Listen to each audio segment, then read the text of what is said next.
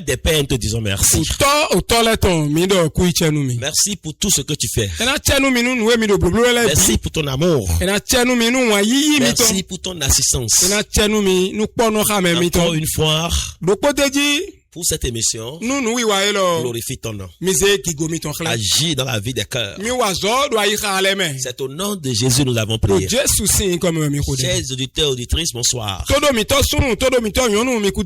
que vous allez bien dans vos maisons. Ceux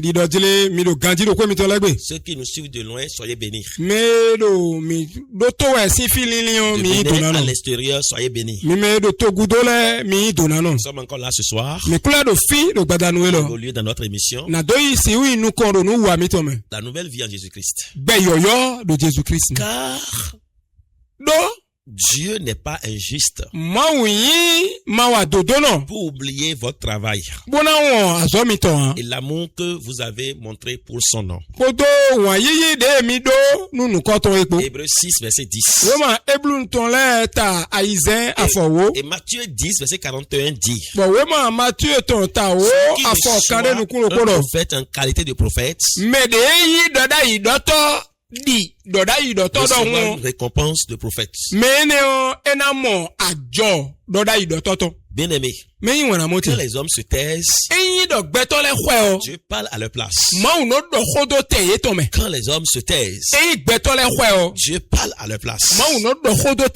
Il existe une douleur silencieuse que beaucoup de serviteurs de Dieu, d'intercesseurs, de conseillers et de bienfaiteurs connaissent. Bon, mauzo ato gege, khona meto gege, podo deho do menuto gege no tu. Les ouvriers de Dieu connaissent.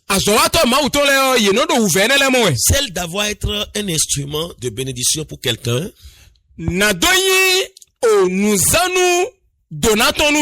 Sans jamais entendre de cette personne un simple merci.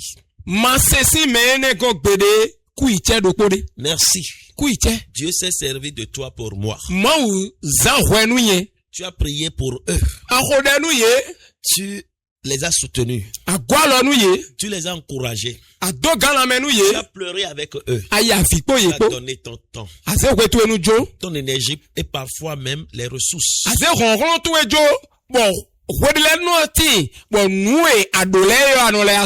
Mais quand Dieu les a visités, ils ont oublié de témoigner.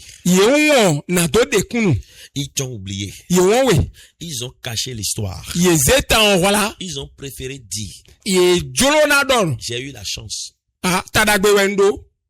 plutôt que de dire Dieu merci. Il a utilisé cette personne. Aujourd'hui, le Seigneur te dit: ne te décourage pas. Quand les hommes se taisent, Dieu parle à ta place. Le silence des hommes n'efface pas l'œuvre de Dieu. Les hommes peuvent oublier. Ne sois pas découragé. Dieu n'oublie jamais. À Dieu on travaille. Joseph a été oublié dans la prison. Même après avoir aidé les chansons. Pourtant, au temps fixé, Dieu a parlé pour lui. Oui, celui qu'on a oublié est devenu gouverneur d'Égypte. Ce n'est pas parce qu'on ne parle pas de toi que Dieu ne te voit pas. Le ciel enregistre toujours ce que la terre ignore. Ne fais pas le bien pour applaudissement, s'il te plaît. Ne fais pas le bien et attends que le remerciement des hommes. Si tu aides les autres pour être reconnu, bien aimé, tu seras souvent blessé. tu seras souvent blessé. Mais si tu le fais pour glorifier Dieu, bien-aimé, tu resteras et seras en paix. Jésus a guéri les 10 lépreux. Un seul est revenu lui dire merci, lui rendre gloire.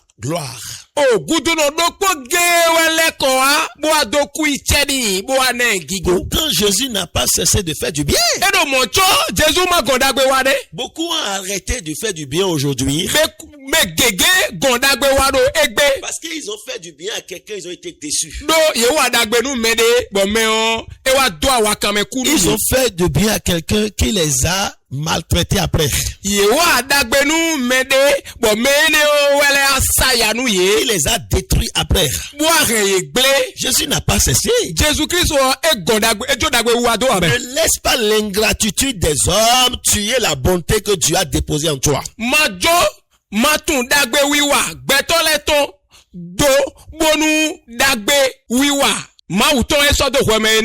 Ne laisse pas l'ingratitude des hommes tuer la bonté que Dieu a déposée en toi. Ne laisse pas l'ingratitude de ton employé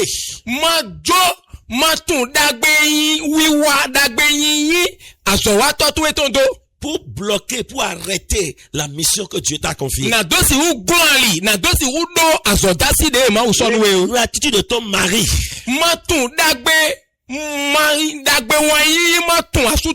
de ta femme, pour en réalité empêcher ce que tu dois faire dans ta maison.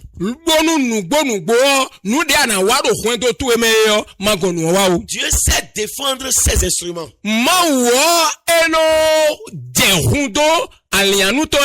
David a été méprisé par sa propre famille.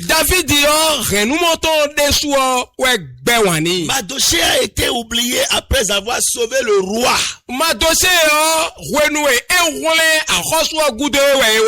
Un jour était venu où Dieu les a honorés publiquement. Il les a honorés. Ceux qui cachent ton témoignage ne peut pas empêcher ton élévation. Parce que chaque fois que tu sèmes dans une vie, la semence va pousser. Tu vas récolter les fruits. Aujourd'hui, beaucoup ont cessé de faire du bien. Parce que le fait de faire du bien les a coûté de certaines choses. C'est celui à qui bien même on a fait du bien qui énerve. Celui qu'on a élevé, qu'on a investi sur lui, qui devient souvent ingrat. Bien-aimé, Dieu voit ce que tu fais. Ta souffrance. Et comment tu t'es gêné. Quand Dieu décide de parler, surtout pour quelqu'un, qu'une bouche ne peut fermer ce que le ciel ouvre. Aucune bouche ne peut empêcher Dieu de pouvoir descendre et le faire. Continue ta mission malgré l'ingratitude. Ne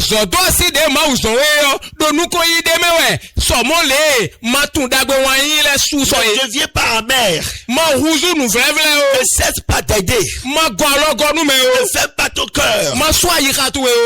Le fait que certaines personnes aient oublié ce que tu as fait pour eux ne signifie pas que Dieu l'a oublié. Jamais.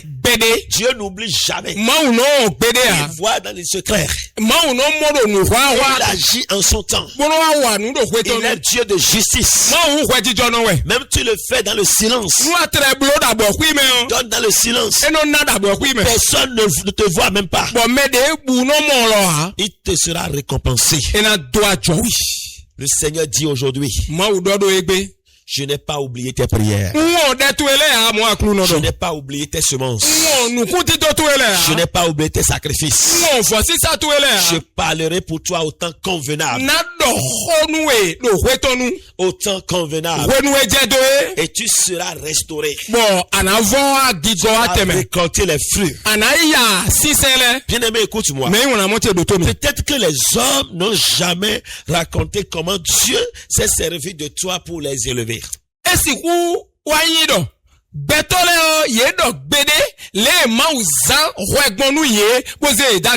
À la place de pouvoir glorifier Dieu dans ta vie, ils t'ont jeté des discrédits.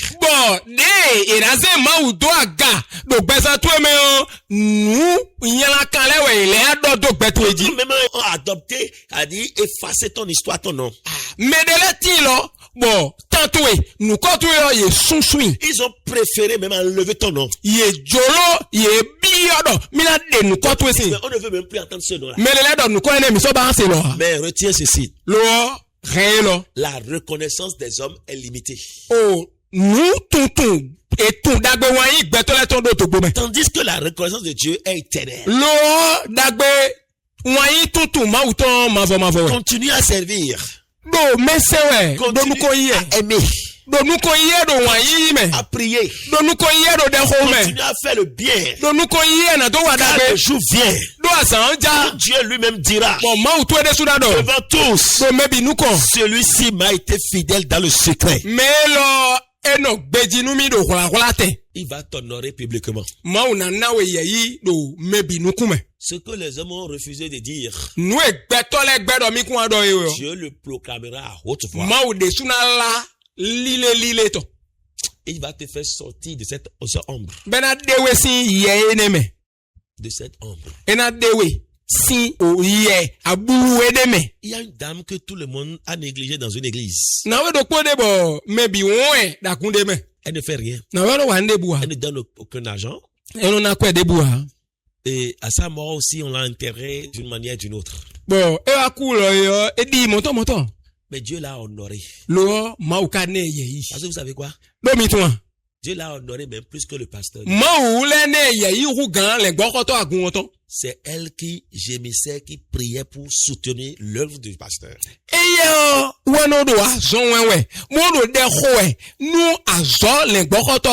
Seigneur, guéris un cœur.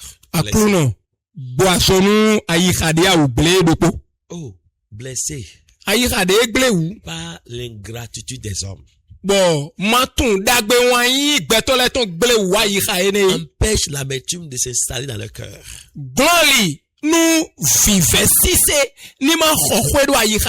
Donne-leur la force de continuer.